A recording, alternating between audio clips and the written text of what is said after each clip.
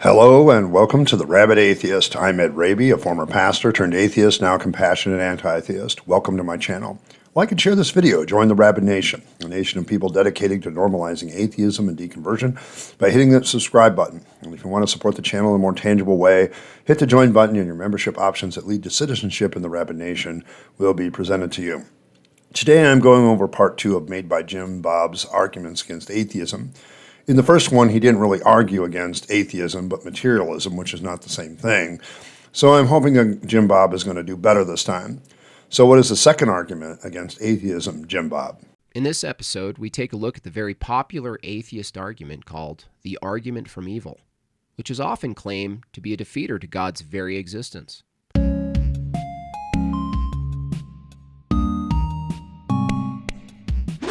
Welcome to Arguments Against Atheism. I'm JimBob. I'm here to give you the goods.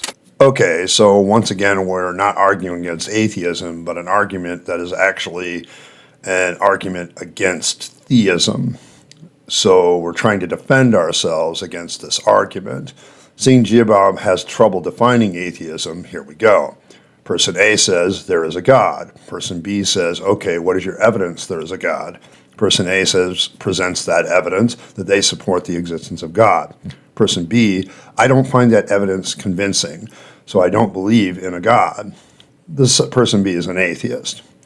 The problem of evil is used by many to disprove the idea of an omnigod. It is actually quite specific in its target, but it does nothing to do with atheism, as people don't have to make it in order to justify their atheism. Just simply say that your evidence isn't convincing. There are many other arguments against God, for one, and for another, the issue to the atheist is that they are not convinced by the evidence they have been presented. But let's see if God delivers the goods, as he says, and hits the wrong, or does he hit the wrong address again? So what is the argument from evil? I don't want to straw man it, so let's get it in precise form. The argument from evil goes as follows. Premise 1, God is omniscient, omnibenevolent, and omnipotent. Premise 2, an all-knowing, all-loving, and all-powerful God wouldn't permit suffering in the world. Premise 3, there is suffering in the world. Conclusion, God knows suffering will occur, so he either can't stop suffering, so he's not omnipotent, or he refuses to, so he's not omnibenevolent. Well, I'm glad to see you're addressing the whole issue of men made of straw, but the issue for me with this particular is the statement of the argument that has been made is as strong as possible, and you failed. Without a doubt, this is the weakest form of the argument of the problem of evil, and it is the second premise that makes it so, because it is an opinion-based statement more than anything else. It's not a real proper premise because of that in some respects, but it also has the issue of using the word suffering instead of evil, which also presents problems. What you haven't done is steelman the argument by finding the strongest form of the argument and defining evil in the strongest part of terms. What you've done is found the weakest version of the argument, and then you've also kind of pulled evil out and just slipped in suffering, because, quite frankly, it's easy to fight against this one. I don't know if it's a straw man, but you're definitely setting up a shadow boxer that isn't, well, as strong as your actual real opponent. So let me help you out and let me define the problem of evil argument a little bit more completely. Premise 1, if God exists, he is defined as omnipotent, omniscient, and morally perfect. 2, if God is omnipotent, then God has the power to eliminate all evil.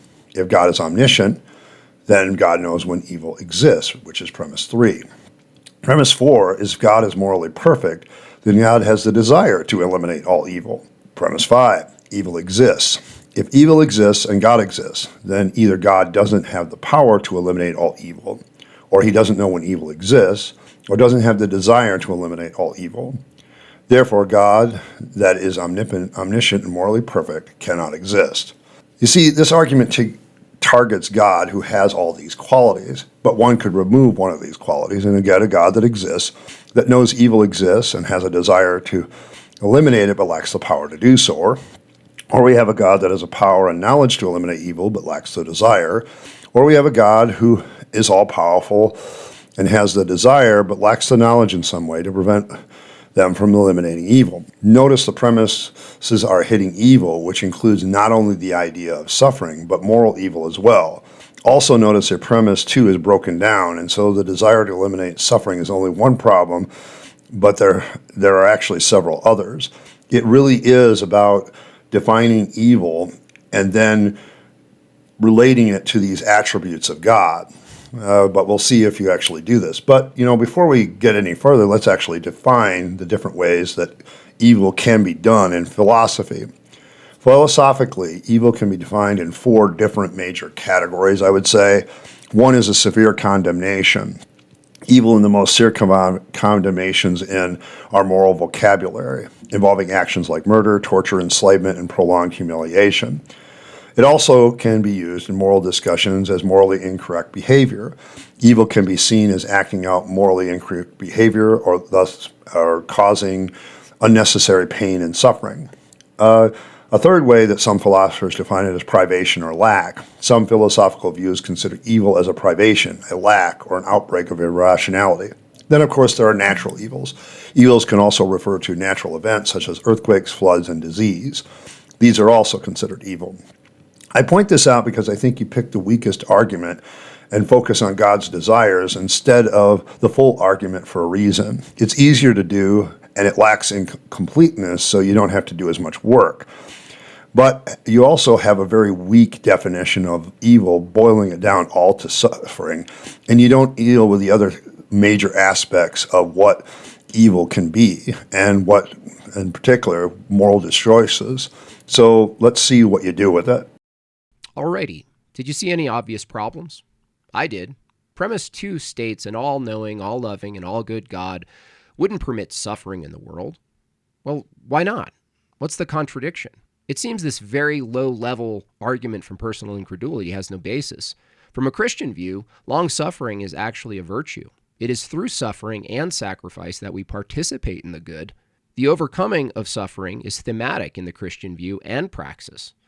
This premise also makes an assumption that suffering is evil. My question to the atheist is, what makes suffering evil? That depends on what you mean by evil. Is having an infected tooth evil? Is a hurricane evil? What about a lion eating a baby zebra? Is that evil?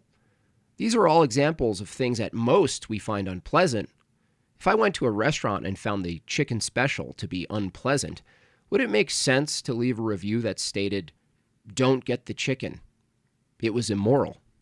No, that's silly.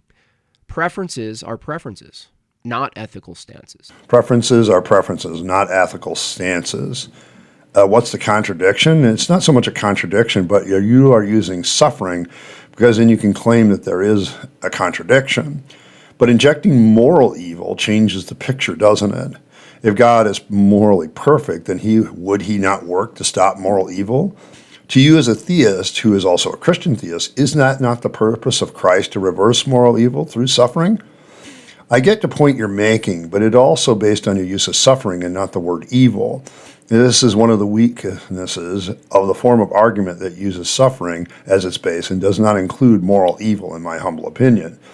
I have already demonstrated your lack of steelmanning your opponent's arguments, and here you are doing it again, and here is the result. You basically set up an opponent for you to easily win against, instead of taking on the strongest opponent. Then you give 3 examples of natural evil, but conveniently leave out moral evil again, such as murder, sexual assault, or theft, actions deliberately perpetrated to cause harm to another. I would prefer to not have a sore tooth because it causes me pain and minimizes my well-being, so I could call it evil based on that definition. The hurricane causes pain and minimizes well-being to a lot of people. And so, yes, it could be called evil as well, because we do refer to natural evils as evil.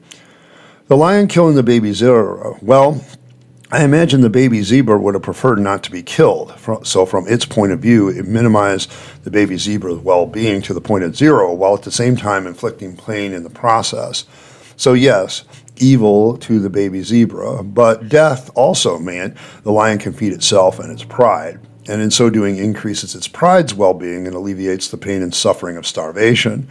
So this isn't a preference question like you think. It's our idea of good versus evil from the point of view of the person that it is inflicted on or who benefits from it. Point of view being important when we consider moral questions. But in your video, you avoid the idea altogether. I wonder why. You completely miss a lot of points by using this weaker version of the argument. Your examples miss the mark by not giving them full thought and may run to the idea of preferences, which seems good until we get past suffering to actions that cause suffering and death by intention. You have chosen suffering to argue against, and that is not the whole of the problem of evil. I think you did it deliberately, because to do so would undermine your idea that all morality then would be about preferences, which I can tell you is not the atheist position I take. Now, a very similar position on morality was introduced and made popular by atheist Sam Harris in his book, The Moral Landscape. Sam's position was this. Morality is based on the maximization of sentient well-being. And I think we could all agree that suffering is bad. Well, no, Sam, we don't all agree. For one, you have to define suffering, as does the atheist who is using the argument from evil. Perhaps the atheist will say, I think that it's fairly obvious that pain is the defining feature of what we call suffering. Well, that's not obvious. What's obvious is that we find pain unpleasant. We also find that human beings have the capacity to overcome pain. Keep in mind, there are people who are born without the ability to feel pain, and yet they arguably suffer more than those who can feel pain. Well, I suppose we could redefine it and say that emotional and mental anguish would be the deciding factor in what is suffering. Isn't emotional and mental hardship an essential feature of growth? Even from an evolutionary perspective, the cycles the human body endures are sometimes painful, but they're biological processes. Are they evil? Sam Harris. My problem at this point is whether or not you're actually portraying Sam Harris's point of view. I don't think this is actually a clip of him actually speaking, or you would have given the clip instead of using a caricature. I'm also sure, because I've heard Sam speak on this topic, watching a video before, that his argument's much deeper and nuanced on the problem of evil. You're deliberately cherry-picking and characterizing him as stupid or inept through your cartoon, and at this point I would say that your video is once again propaganda to rah-rah the believer, not convince the atheist. But that said, for all your rambling about definitions, I notice that you provide few of your own, particularly of atheist and evil. Perhaps you avoided these because the first would show that the problem of evil doesn't have anything to do with atheism. You don't use evil with the definition, but instead employ suffering, because that would induce moral evil and other definitions of evil, and that undercuts your idea that all of this would simply be about preferences, because it's simply about suffering. I would like to think you did this either because you were ignorant of the stronger forms of the problem of the argument, or that you're incompetent and didn't do your research well. But if you actually did research on the subject, it doesn't take too long before you run into stronger versions of the argument using the word evil and atheists who argue for things beyond preferences. So, intentional? Two other minor points. The idea of suffering can lead to growth, or that long suffering is something that leads to growth, is not strictly a Christian point of view. It's a Stoic philosophical idea that predates Christianity in Stoic philosophy. Honestly, I think Paul just stole it. Interesting that also, point two also, interesting that you use women's cramps as an example, but didn't point out the believed biblical origin story of those cramps. You know, God cursing women with them as a deliberate action of him bringing suffering, harm, and diminishing the well-being of women. Oh, but that would reinforce the idea that God of the Bible isn't benevolent in the first place. Sorry, I guess I can see why you didn't put that in. There is a larger problem for this view that was best articulated by William Lane Craig in his debate against Harris several years ago. If well-being is the basis for moral good, is it possible to obtain the peaks of well-being by causing harm? Well, yes, it's not only logically possible, but history demonstrates that groups of people can and have maximized their well-being by causing suffering to others.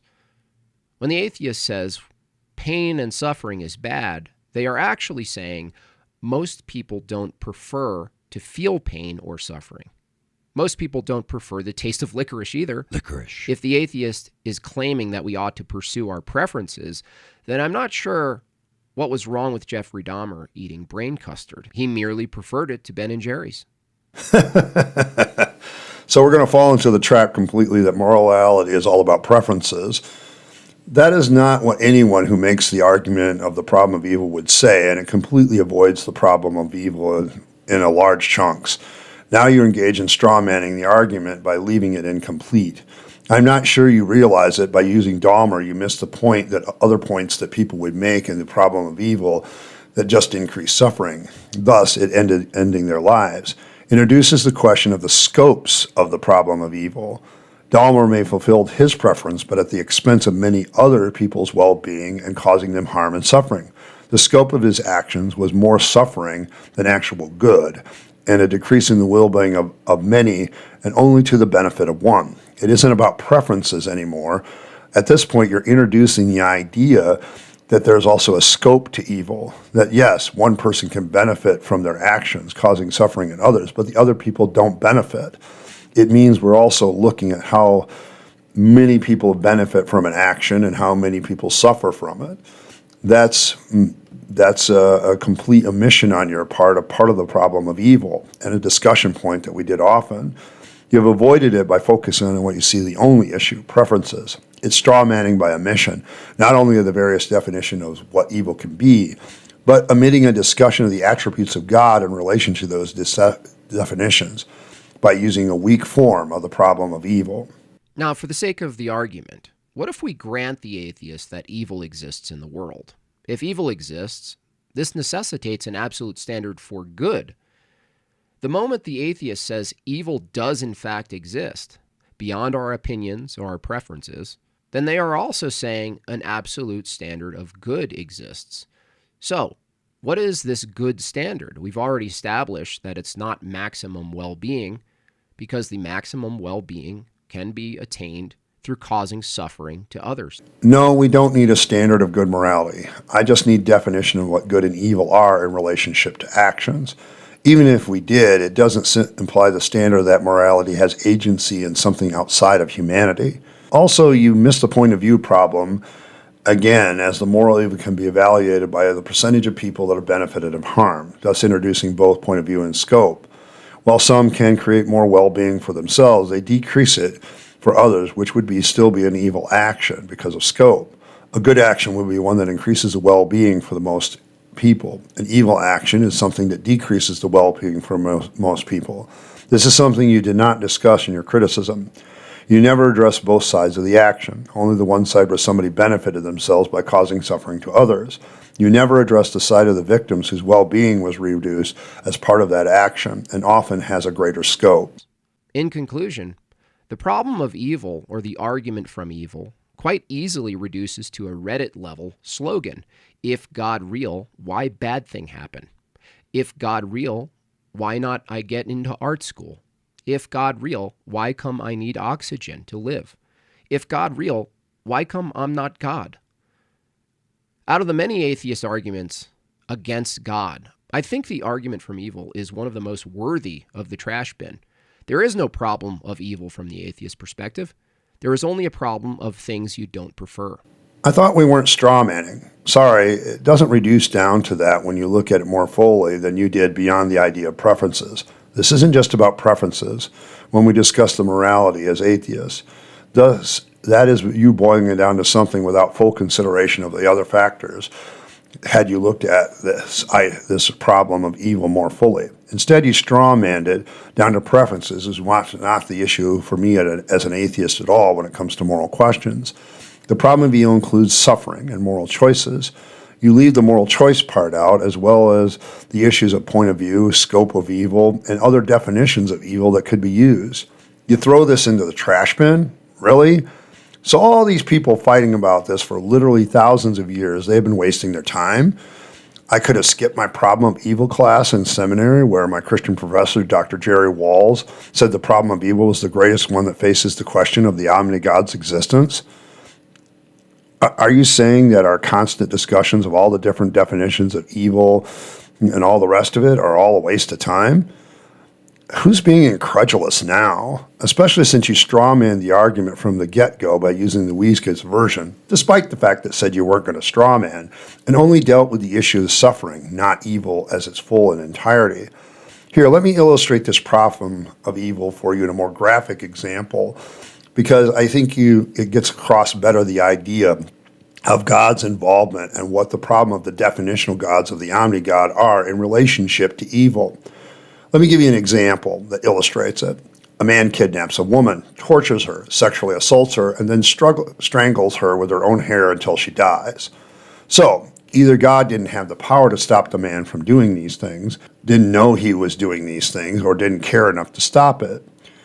These are the real issues of the problem of evil, not what human beings prefer, but what moral choices God allows people to make that are evil. You completely sidestep that part of the problem of evil by only using suffering and talking only about preferences, and not about what I prefer as an atheist, but that God either prefers people to suffer through the hands of others or is powerless or clueless to stop it.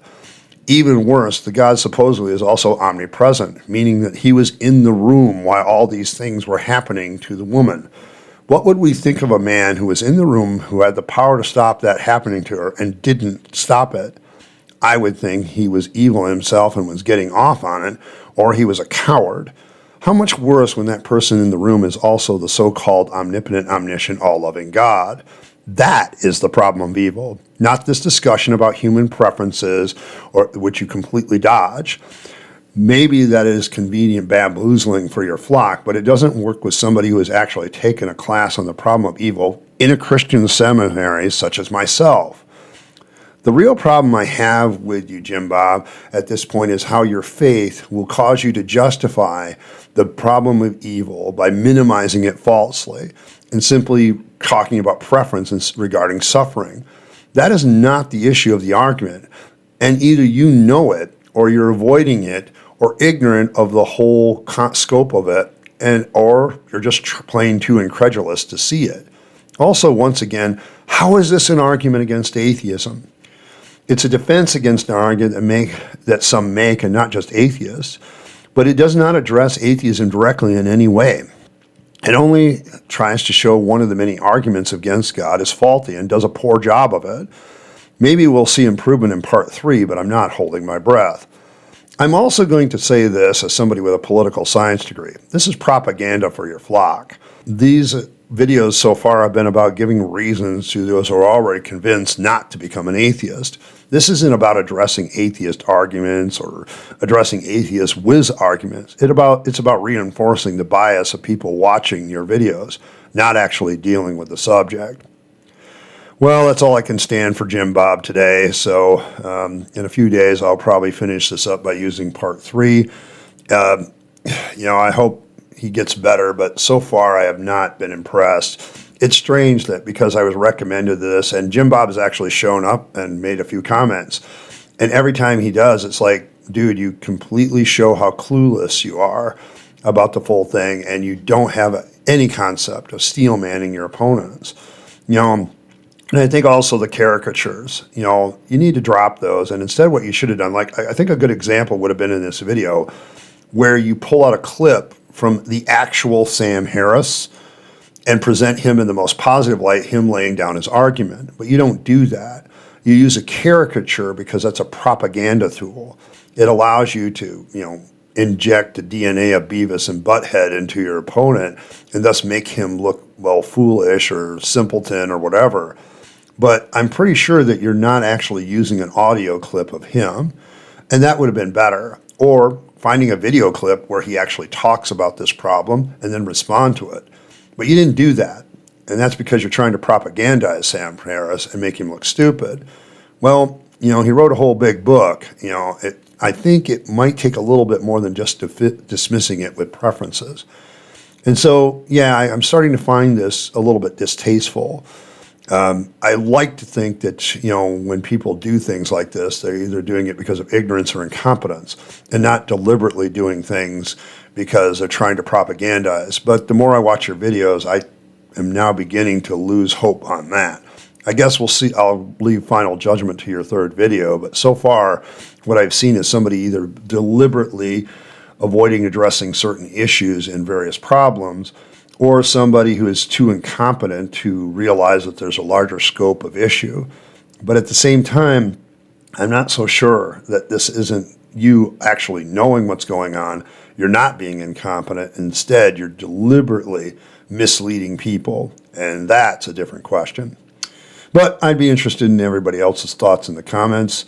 As always, thanks for stopping by. And, I want to give a shout out to my members. Thank you very much for your support of this channel. It really does my heart good to see the 10 members that we have. You guys are awesome, to my rabid citizens and citizens. And as always, live your best life. You only get one go around and then it's over. So make sure you take all your time, money, and opportunities to build a better life for yourself, the people you love and care for, and to make this a better world. And don't waste it on the trappings of religion and faith, because that's a dead end. I speak from experience. And as always, thanks for stopping by, and I'll catch you next time.